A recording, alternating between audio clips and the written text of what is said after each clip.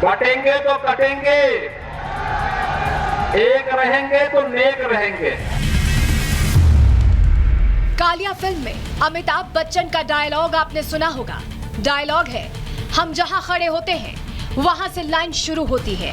लेकिन अब एक ऐसी ही लाइन खींच दी है यूपी के सीएम योगी आदित्यनाथ ने, जिसके बाद पूरे विपक्ष की लाइन लेंथ ही बिगड़ गई है। दरअसल 26 अगस्त को आगरा में बीजेपी की रैली को संबोधित करते हुए योगी आदित्यनाथ ने नारा दिया था, कहा था बटेंगे तो कटेंगे, एक रहेंगे तो नेक रहेंगे, सुरक्षित रहेंगे। जिसके बाद देश की सियासत में तूफान आ गया। राष्ट्र तब सशक्त होगा जब हम एक रहेंगे, नेक रहेंगे, तभी नेक रहेंगे। बटेंगे तो कटेंगे। बांग्लादेश में देख रहे हो ना, वो गलतियां यहां नहीं होनी चाहिए। बटेंगे तो कटेंगे, एक रहेंगे तो नेक रहेंगे। चारों तरफ जब इस नारे की गूंज सुनाई दी तो विपक्ष में हड़कंप मच गया। इस नारे का तोड़ निकाला जाने लगा। योगी के वार पर पलटवार करने की तैयारी होने लगी। लेकिन जब कुछ हाथ नहीं लगा तो वापस आकर विपक्ष योगी की पिच पर ही बैटिंग करने को मजबूर हो गया। लखनऊ में लगा ये पोस्टर इसी बात का सबूत है। कभी अखिलेश को देश का भावी प्रधानमंत्री तो कभी डिंपल यादव को यूपी का भावी मुख्यमंत्री वाले पोस्टर के बाद अब समाजवादी पार्टी योगी के नारे पर ही नजरें गड़ा रही है। सपा के नेता लिख रहे हैं, न बटेंगे न कटेंगे। आलम यह है कि समाजवादी पार्टी के राष्ट्रीय महासचिव शिवपाल यादव इस नारे से इतना भड़क गए कि उन्होंने ये नारा लगाने वालों की पिटाई करने तक की बात कह डाली।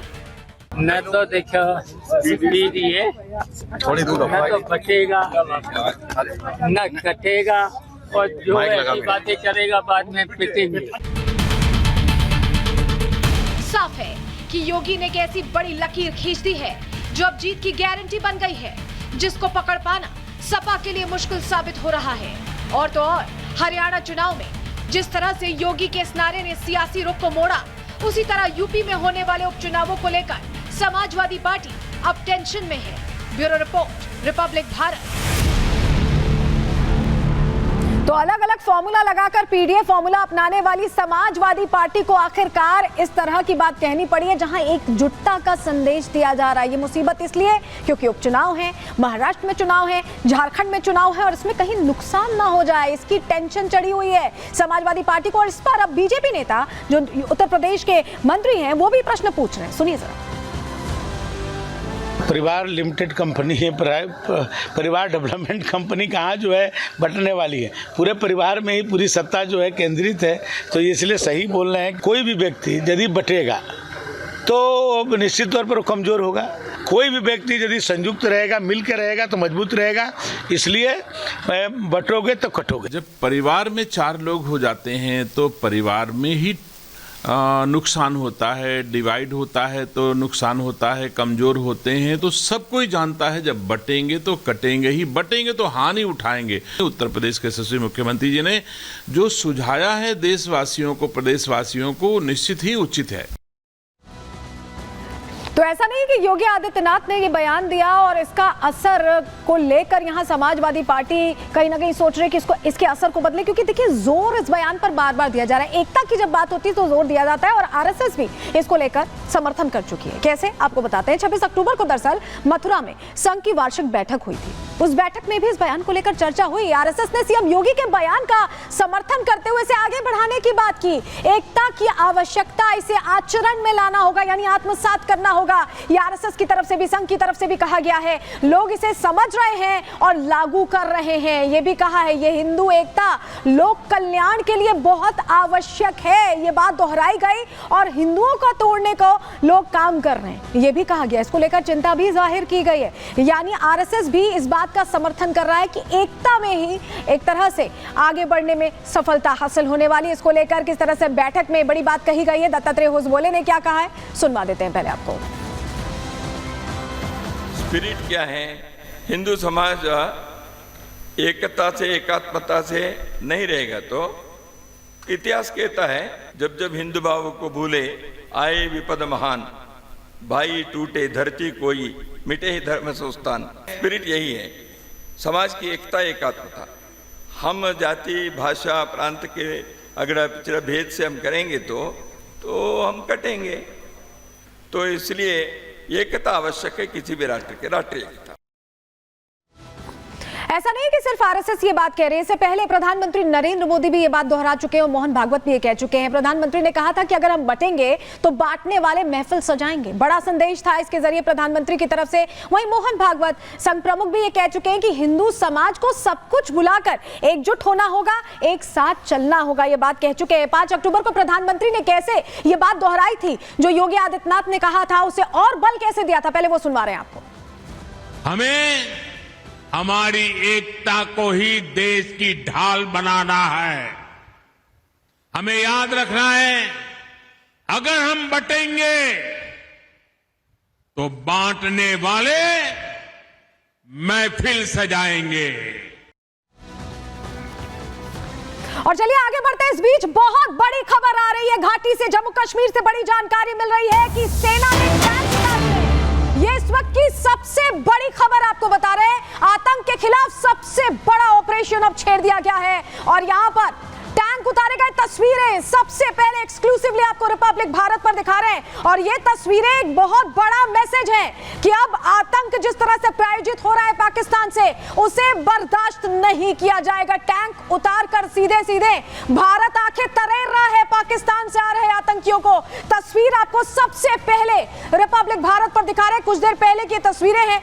लगातार बढ़ती घटनाओं के बाद ये फैसला लिया गया है।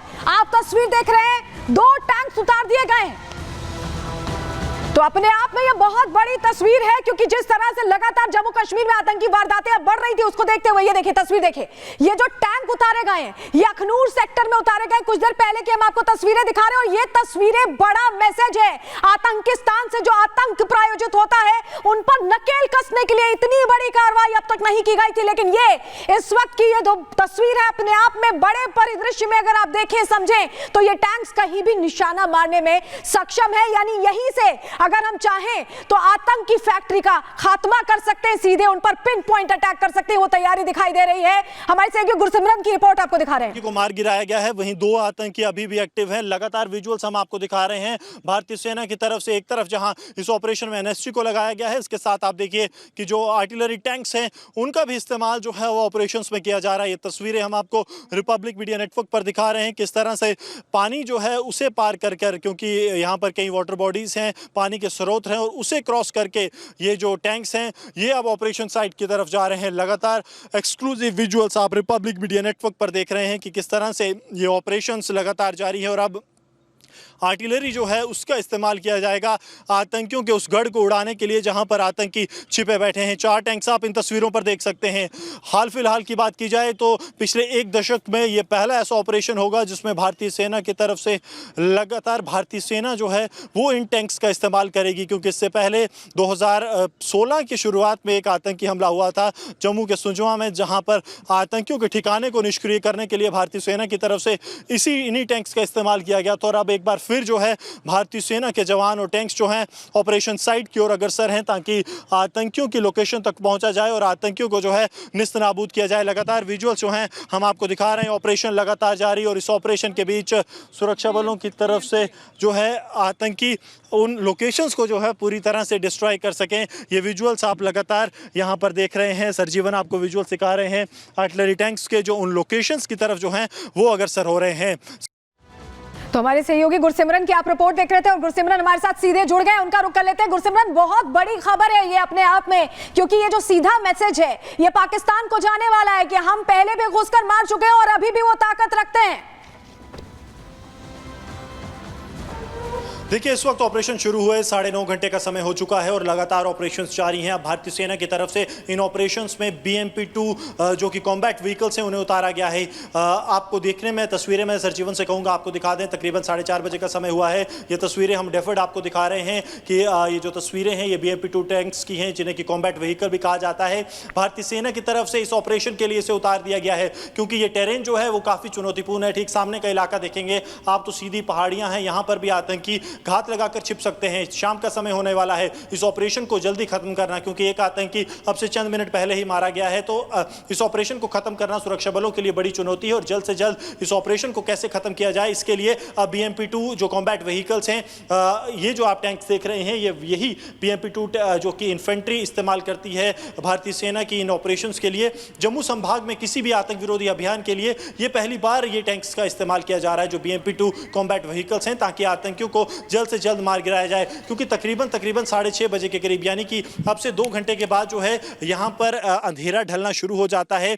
कोई भी विजुअल हम जो है वो लाइव नहीं दिखा रहे हैं, सभी डेफर्ड विजुअल्स हैं, ताकि सुरक्षा बलों के ऑपरेशन में किसी भी तरह का जो है वो खलल ना पड़े। अब से 2 घंटे के बाद, यानी कि 6:30 बजे जो है अंधेरा ढल जाएगा और सुरक्षा बलों की कोशिश ये है कि उससे पहले बिल्कुल जो आप बता रहे हैं गुरसिमरन की ये तस्वीरें हम कुछ देर पहले की दिखा रहे हैं सुरक्षा के लिहाज से, लेकिन ये अपने आप में बहुत बड़ा मैसेज। आप हमारे साथ बने रहेगा।